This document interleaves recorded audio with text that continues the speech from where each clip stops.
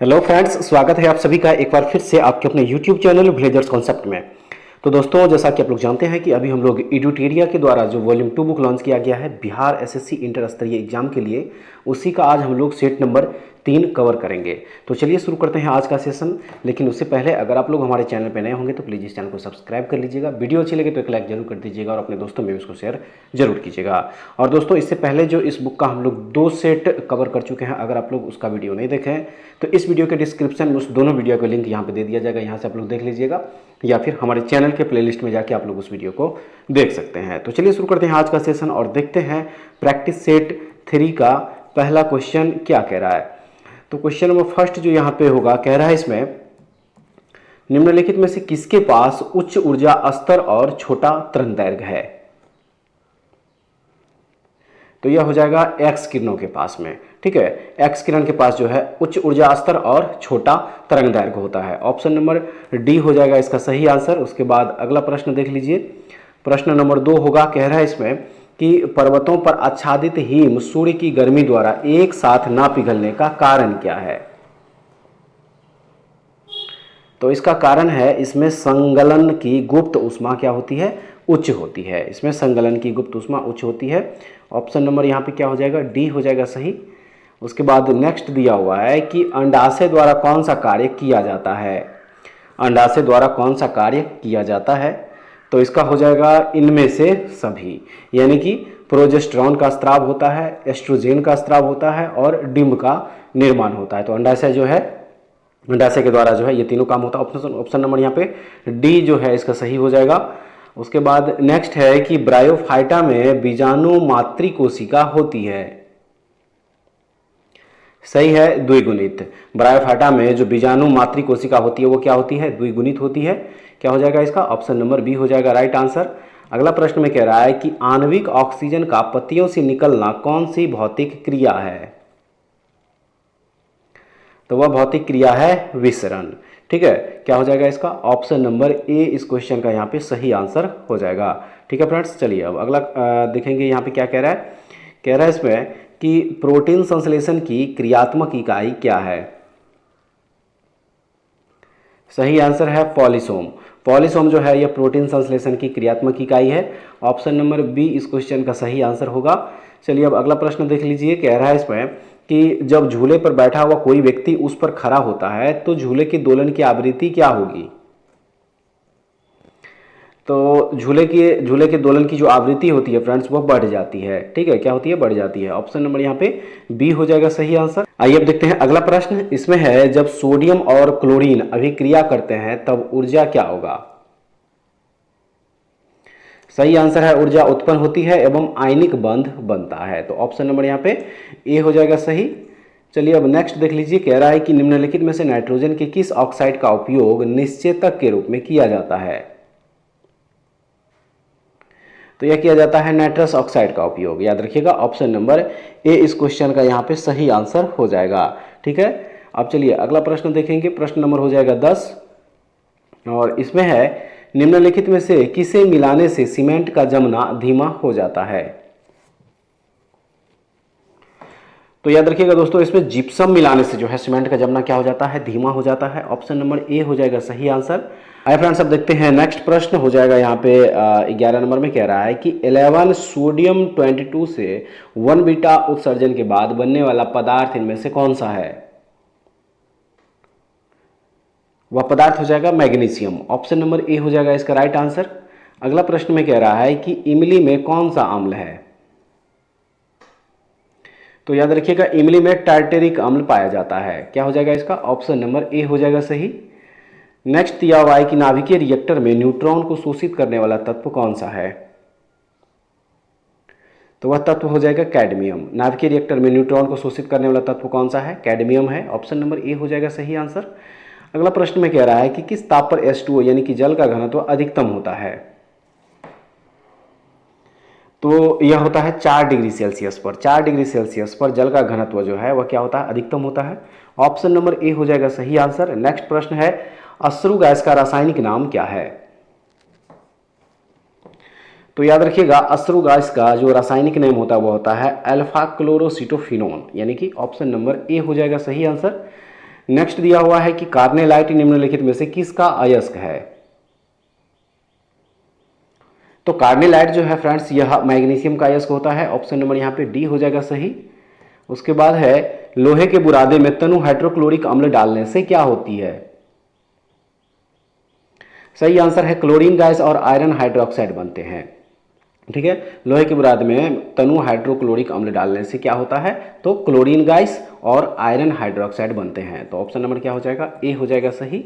अब देखेंगे अगला प्रश्न में क्या कह रहा है। कह रहा है कि जमीन के ऊपर दिखाई देने वाला मशरूम का भाग क्या कहलाता है। तो यह कहलाता है बैसिडियोकार्प। ठीक है, क्या कहलाता है, बैसिडियोकार्प कहलाता है। ऑप्शन नंबर यहाँ पे सी हो जाएगा।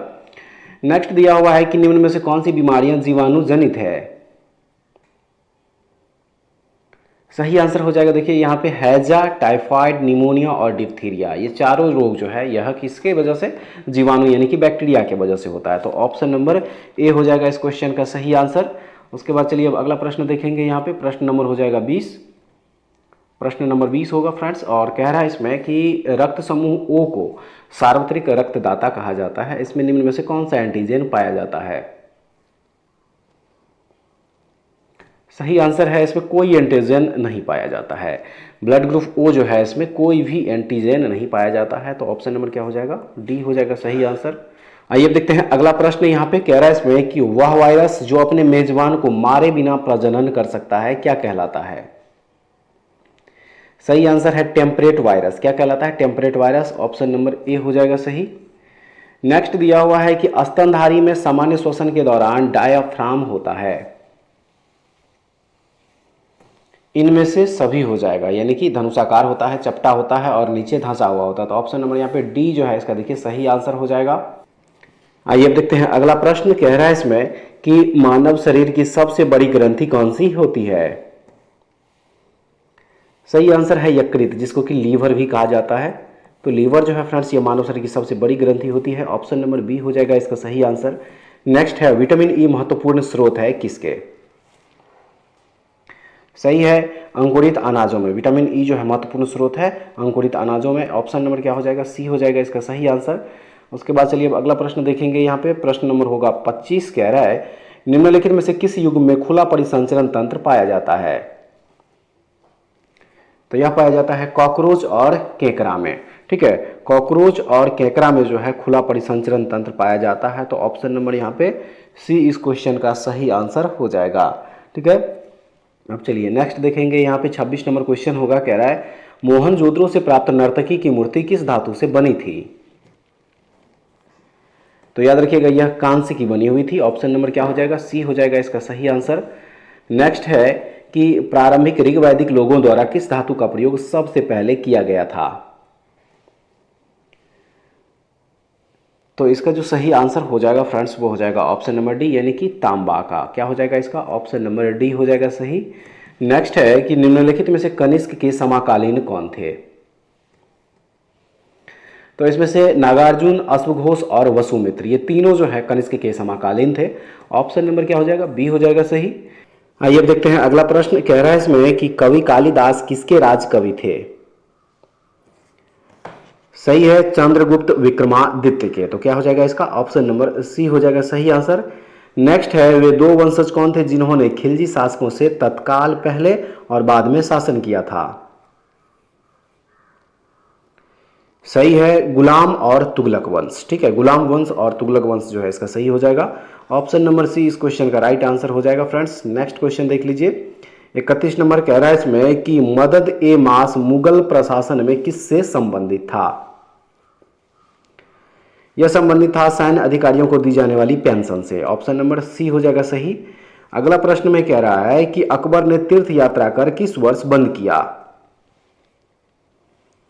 1563 ईस्वी में बंद किया था। तो क्या हो जाएगा, ऑप्शन नंबर सी हो जाएगा सही। उसके बाद जो नेक्स्ट दिया हुआ है कह रहा है कि चटगांव शास्त्रागार पर हमले के दौरान कौन महिला क्रांतिकारी मारी गई थी। तो वह क्रांतिकारी थी प्रीतिलता वाडेदार। क्या हो जाएगा इसका, ऑप्शन नंबर ए हो जाएगा राइट आंसर। आइए अब देखते हैं अगला प्रश्न। कह रहा है कि इनमें से कौन क्रांतिकारी काकोरी ट्रेन कांड से संबंधित नहीं था। सही आंसर है इसका प्रफुल्ल चाकी। प्रफुल्ल चाकी जो है ये काकोरी ट्रेन कांड से संबंधित नहीं थे। और आप लोग जानते होंगे कि काकोरी ट्रेन कांड जो है यह 9 अगस्त, ठीक है, 9 अगस्त 1925 ईस्वी को हुआ था। तो ऑप्शन नंबर यहाँ पे सी इस क्वेश्चन का सही आंसर हो जाएगा। फ्रेंड्स नेक्स्ट क्वेश्चन देख लीजिए, कह रहा है इसमें कि निम्न में से किस समाचार पत्र का संपादन गांधी जी ने किया था। तो इसमें से नवजीवन का जो है जो समाचार पत्र था इनका संपादन गांधी जी के द्वारा किया गया था। ऑप्शन नंबर ए हो जाएगा सही आंसर। नेक्स्ट दिया हुआ है कि भारत में प्रांतीय स्वायत्तता शुरू की गई थी किसके द्वारा। तो यह शुरू किया गया था भारत सरकार अधिनियम 1935 के द्वारा। ऑप्शन नंबर क्या हो जाएगा, सी हो जाएगा सही आंसर। नेक्स्ट है कि विजयनगर के राजा कृष्णदेव राय ने गोलकुंडा का युद्ध किस राजा के साथ लड़ा था। सही आंसर है कुली कुतुब शाह के साथ। तो क्या हो जाएगा इसका, ऑप्शन नंबर ए हो जाएगा सही। आइए फ्रेंड्स अब देखते हैं अगला क्वेश्चन, कह रहा है इसमें कि नेशनल कॉलेज और बिहार विद्यापीठ का शिलान्यास किसने किया था। सही आंसर है महात्मा गांधी ने। क्या हो जाएगा इसका, ऑप्शन नंबर सी हो जाएगा सही। अब चलिए नेक्स्ट देख लीजिए, कह रहा है कि वर्ष 1946 में बनी अंतरिम सरकार में डॉक्टर राजेंद्र प्रसाद के पास कौन सा विभाग था। सही आंसर है खाद्य एवं कृषि विभाग, ठीक है। ऑप्शन नंबर क्या हो जाएगा, सी हो जाएगा सही आंसर। नेक्स्ट में कह रहा है कि भारत में संसदीय ढांचे में 2 अस्थायी सदनों का नाम बताइए। राइट आंसर इसका हो जाएगा देखिए लोकसभा और विधानसभा, ठीक है। भारत के संसदीय ढांचे में लोकसभा तथा विधानसभा जो है अस्थायी सदन है, जबकि राज्यसभा एवं विधान परिषद जो होता है ये दोनों अस्थायी सदन है, याद रखिएगा। तो ऑप्शन नंबर यहाँ पे डी हो जाएगा सही आंसर। चलिए अब अगला प्रश्न देख लीजिए, प्रश्न नंबर 41। देखिए फ्रेंड्स कह रहा है इसमें कि राष्ट्रीय कोष का अभिरक्षक कौन सा अंग है। यह हो जाएगा विधानमंडल। क्या हो जाएगा इसका, ऑप्शन नंबर सी हो जाएगा सही। अब चलिए अगला प्रश्न देख लीजिए, कह रहा है कि संघ लोक सेवा आयोग के किसी सदस्य को हटाया जा सकता है किसके द्वारा।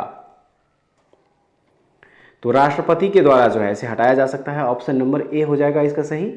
आइए फ्रेंड्स अब देखते हैं नेक्स्ट क्वेश्चन। क्वेश्चन नंबर हो जाएगा यहाँ पे 43। कह रहा है कि निम्न में से एक भारत संघ का सह राज्य था और बाद में पूरा राज्य बन गया, वह था सिक्किम। याद रखिएगा भारतीय संविधान के 36वें संशोधन के द्वारा वर्ष 1975 ईस्वी में सिक्किम का संरक्षित राज्य का दर्जा समाप्त कर उसे भारत संघ में एक नया राज्य 22वां राज्य के रूप में प्रवेश दिया गया था। तो ऑप्शन नंबर यहाँ पे क्या हो जाएगा, डी हो जाएगा सही। नेक्स्ट दिया हुआ है, कह रहा है कि निम्न में किसने प्रभावक समूह को विधानमंडल का तीसरा सदन माना है। तो यह माना है एच.एम. फाइनर ने। ऑप्शन नंबर बी हो जाएगा सही। आइए अब देखते हैं अगला प्रश्न। प्रश्न नंबर हो जाएगा 45। कह रहा है इसमें कि भारत के संविधान की प्रस्तावना किस देश से ली गई है। सही आंसर होगा इसका देखिए इनमें से कोई नहीं, क्योंकि भारत के संविधान की जो प्रस्तावना है वह यूएसए यानी कि अमेरिका से लिया गया, जो कि ऑप्शन में नहीं है। तो इसलिए क्या हो जाएगा, ऑप्शन नंबर डी हो जाएगा इसका सही आंसर। नेक्स्ट क्वेश्चन है हिमाचल प्रदेश में स्थित दर्रा है कौन सा। याद रखिएगा सिपकिला दर्रा जो है यह हिमाचल प्रदेश में स्थित है। ऑप्शन नंबर यहाँ पे ए हो जाएगा सही आंसर। उसके बाद जो अगला प्रश्न है फ्रेंड्स, कह रहा है इसमें कि निम्नलिखित में से कौन सा देश अमेजन नदी बेसिन का एक हिस्सा है। तो वह देश है वेनेजुएला। क्या हो जाएगा इसका, ऑप्शन नंबर बी हो जाएगा सही। नेक्स्ट, निम्न में से कौन सा राज्य नर्मदा नदी की घाटी का हिस्सा नहीं है। तो इसका सही आंसर होगा देखिए यहाँ पे राजस्थान। राजस्थान जो है यह नर्मदा नदी की घाटी का हिस्सा नहीं है। ऑप्शन नंबर बी हो जाएगा सही आंसर। अगला प्रश्न में कह रहा है कि ऊपरी ब्रह्मपुत्र घाटी में पाया जाने वाला मुख्य खनिज कौन सा है। तो वह है पेट्रोलियम। ऑप्शन नंबर सी हो जाएगा सही आंसर। आइए अब देखते हैं अगला प्रश्न। प्रश्न नंबर हो जाएगा 50। कह रहा है इसमें कि पृथ्वी कितनी पुरानी है, इसका निर्धारण किस प्रकार किया जाता है। सही आंसर है इसका देखिए रेडियोमेट्रिक काल निर्धारण विधि से जो है पृथ्वी कितनी पुरानी है इसका निर्धारण किया जाता है। तो ऑप्शन नंबर यहाँ पे बी हो जाएगा सही आंसर। उसके बाद चलिए अगला प्रश्न देखेंगे। कह रहे कि जलोढ़ मिट्टी को उसकी आयु के आधार पर वर्गीकृत किया जाता है। नई जलोढ़ मिट्टी को क्या नाम दिया गया है। तो नई जलोढ़ मिट्टी को जो है खादर नाम दिया गया है। इसका क्या हो जाएगा, ऑप्शन नंबर ए जो है इसका यहाँ पे सही आंसर हो जाएगा। अगर बात करें पुरानी जलोढ़ मिट्टी की, तो पुरानी जलोढ़ मिट्टी को बांगर मिट्टी के नाम से जाना जाता है। याद रखिएगा किसके नाम से, बांगर मिट्टी के नाम से जाना जाता है। ठीक है फ्रेंड्स, चलिए अब अगला प्रश्न देखेंगे। यहाँ पे प्रश्न नंबर होगा 52 और देखिए इसमें कह रहा है कि सरदार सरोवर बांध निम्नलिखित में से किन राज्यों को कवर करता है? तो सही आंसर है इसका देखिए option number A, Gujarat, Rajasthan, Maharashtra एवं मध्य प्रदेश। ये 4 स्टेट जो है हो जाएगा इसका, ऑप्शन नंबर ए होगा सही। उसके बाद नेक्स्ट इसमें कह रहा है कि निम्नलिखित में से कौन सा निजी कॉरपोरेट क्षेत्र की बचत को दर्शाता है? तो यह दर्शाता है अवितरित लाभ को। क्या हो जाएगा इसका? ऑप्शन नंबर ए हो जाएगा। ठीक है फ्रेंड्स, नेक्स्ट क्वेश्चन है, निम्नलिखित में से कौन सा बंदरगाह आज़ादी के बाद सबसे पहले बनाया गया था? तो वह बंदरगाह है कांडला बंदरगाह। कांडला बंदरगाह जो है यह आज़ादी के बाद सबसे पहले बनाया हुआ बंदरगाह है, ऑप्शन नंबर बी हो जाएगा सही। नेक्स्ट कह रहा है इसमें कि कीमत सिद्धांत को कहा जाता है, यानी कि कीमत सिद्धांत को क्या कहा जाता है? तो याद रखिएगा इसे व्यष्टि अर्थशास्त्र कहा जाता है, ऑप्शन नंबर डी हो जाएगा। उसके बाद अगला प्रश्न कह रहा है कि प्रतिवर्ष उपभोक्ता दिवस कब मनाया जाता है? तो प्रतिवर्ष उपभोक्ता दिवस जो है फ्रेंड्स यह 15 मार्च को मनाया जाता है, ऑप्शन नंबर सी में दिया हुआ इसका राइट आंसर। उसके बाद नेक्स्ट है, राष्ट्रमंडल का महासचिव चुना जाने वाला पहला भारतीय कौन था? तो वह थे Kamlesh Sharma, option number B हो जाएगा। नेक्स्ट कह रहा है इसमें कि भारत के खनिज तेल यानी कि पेट्रोलियम उत्पादक क्षेत्र और इसकी अवस्थितियों का सही युग्म क्या है? तो इसका सही युग्म जो है फ्रेंड्स इनमें से सभी हो जाएगा। लूनेज क्षेत्र कहाँ है? गुजरात, केजी बेसिन बंगाल की खाड़ी और सुरमा घाटी जो है यह असम। तो ऑप्शन नंबर क्या हो जाएगा? डी हो जाएगा इस क्वेश्चन का सही आंसर। उसके बाद देखेंगे नेक्स्ट क्वेश्चन कह रहा है कि टिहरी जल विद्युत परिसर किस राज्य में स्थित है? याद रखिएगा यह उत्तराखंड राज्य में स्थित है, ऑप्शन नंबर ए हो जाएगा। उसके बाद नेक्स्ट है कि पर्यावरण संरक्षण के लिए कौन सी अंतर्राष्ट्रीय एजेंसी कार्य कर रही है? तो वह एजेंसी है यूएनईपी। याद रखिएगा यूएनईपी जो है यह पर्यावरण संरक्षण के लिए जो है कार्य करने वाली एजेंसी है, ऑप्शन नंबर सी हो जाएगा इसका सही आंसर। अगला प्रश्न में कह रहा है कि निम्नलिखित में से कौन सा पारिस्थितिक तंत्र में गैसीय जैव भू रासायनिक चक्र नहीं है? तो वह हो जाएगा फास्फोरस चक्र, ऑप्शन नंबर क्या हो जाएगा? सी इस क्वेश्चन का सही आंसर होगा। अब चलिए नेक्स्ट देख लीजिए 62 नंबर, इसमें है हरे पौधे सूर्य के प्रकाश की ऊर्जा का कितना प्रतिशत ग्रहण करते हैं और उसे खाद्य ऊर्जा में परिवर्तित करते हैं? तो वह हो जाएगा यहाँ पे देखिए 1%। क्या हो जाएगा इसका? ऑप्शन नंबर बी हो जाएगा सही। उसके बाद नेक्स्ट है, आहार श्रृंखला में शाखान्वित श्रृंखला को कहा जाता है, यानी क्या कहा जाता है? तो इसे आहार जाल कहा जाता है फ्रेंड्स, ऑप्शन नंबर बी हो जाएगा। उसके बाद अगला प्रश्न में है कि कौन से मरुस्थल की जलदाब स्थितियों में विकसित होता है? सही हो जाएगा इसका देखिए यहाँ पे जीरोफाइट, ऑप्शन नंबर ए हो जाएगा सही आंसर। नेक्स्ट क्वेश्चन है कि निम्नलिखित में से कौन सी मल जल की जैविक अशुद्धियों का एक हिस्सा है? तो यूरिया इसका राइट आंसर हो जाएगा, ऑप्शन नंबर बी जो है इसका सही आंसर होगा फ्रेंड्स। चलिए नेक्स्ट क्वेश्चन देख लीजिए, इसमें कह रहा है कि केंद्रीय मंत्री अमित शाह ने किस स्थान पर देश के पहले नैनो डीएपी संयंत्र का उद्घाटन किया? तो यह उद्घाटन किया गया गुजरात के गांधीनगर में, ऑप्शन नंबर ए हो जाएगा सही। अब अगला प्रश्न में है कि इंटरनेशनल पर्पल फेस्ट 2024 का आयोजन किस शहर में किया गया? तो यह किया गया गोवा के पणजी में, ऑप्शन नंबर डी हो जाएगा सही आंसर। नेक्स्ट क्वेश्चन है कि निम्नलिखित में से कौन सा सही सुमेलित नहीं है? एक तरफ त्योहार या महोत्सव दिया हुआ है और दूसरे तरफ जो है उसका राज्य दिया हुआ है, वो कह रहा है कि इसमें से कौन सा सही सुमेलित नहीं है? सही हो जाएगा इसका यहाँ पे देखिए हेम महोत्सव जो उत्तराखंड यहाँ पे दिया हुआ है यह सही नहीं होगा, क्योंकि हेम महोत्सव जो है यह उत्तराखंड नहीं बल्कि न्यू दिल्ली में मनाया जाता है। एनडी हो जाएगा इसका, ऑप्शन नंबर क्या हो जाएगा? बी हो जाएगा इसका सही आंसर। उसके बाद अगला प्रश्न है, बीसीसीआई ने भारतीय महिला क्रिकेट टीम का मुख्य कोच किसे नियुक्त किया है? सही आंसर है अमोल मजुमदार को। अमोल मजुमदार को जो है बीसीसीआई ने भारतीय महिला क्रिकेट टीम का मुख्य कोच नियुक्त किया है, ऑप्शन नंबर बी इसका राइट आंसर है। चलिए अगला प्रश्न देखते हैं, कह रहा है कि कलर्स ऑफ डिवोशन पुस्तक के लेखक कौन है? याद रखिएगा इस पुस्तक के लेखक है अनीता भरत शाह। ठीक है। अनीता भरत शाह जो है कलर्स ऑफ डिवोशन पुस्तक के लेखक है। ऑप्शन नंबर ए हो जाएगा इसका राइट आंसर। आइए अब देखते हैं अगला प्रश्न। कह रहा है कि भारत के राष्ट्रपति द्वारा कितने बच्चों को 6 श्रेणियों में प्रधानमंत्री राष्ट्रीय बाल पुरस्कार 2024 प्रदान किया गया। सही आंसर है टोटल 19 बच्चे। ऑप्शन नंबर क्या हो जाएगा, सी हो जाएगा इसका सही। अब चलिए नेक्स्ट देख लीजिए। कह रहा है कि भारत के पहले ग्राफीन केंद्र India innovation centre for graphy यानी कि IICG का उद्घाटन किस शहर में किया गया। तो यह किया गया है कोच्चि में, याद रखिएगा। ऑप्शन नंबर ए हो जाएगा सही आंसर। चलिए अब अगला प्रश्न देखेंगे। प्रश्न नंबर जो है यहाँ पे हो जाएगा देखिए 73, और इसमें है कि फीफा अवार्ड 2023 के संदर्भ में कौन सा कथन सत्य है। तो सत्य कथन यहाँ पे हो जाएगा उपर्युक्त सभी। ठीक है। सर्वश्रेष्ठ फीफा पुरुष खिलाड़ी 2023 जो बना वो लियोनेल मेसी, अर्जेंटीना के ये फुटबॉल खिलाड़ी हैं। उसके बाद सर्वश्रेष्ठ फीफा महिला खिलाड़ी 2023 जो है एतना बोनमती, ये बार्सिलोना की तरफ से खेलती है। उसके बाद लियोनेल मेसी ने तीसरी बार यह अवार्ड अपने नाम किया, ये भी सही है। तो उपर्युक्त सभी जो है इस क्वेश्चन का यहाँ पे करेक्ट आंसर होगा। अब चलिए नेक्स्ट देखते हैं यहाँ पे 74 नंबर। इसमें कह रहा है कि निम्नलिखित में से किस शहर को देश की पहली AI यानी कि आर्टिफिशियल इंटेलिजेंस सिटी के रूप में विकसित किया जाएगा। सही आंसर है लखनऊ। ऑप्शन नंबर क्या हो जाएगा, डी हो जाएगा सही। अब चलिए नेक्स्ट देख लीजिए। कह रहा है कि निम्नलिखित में से किसे हिंदी उपन्यास मुझे पहचानो के लिए 2023 का साहित्य अकादमी पुरस्कार प्रदान किया गया।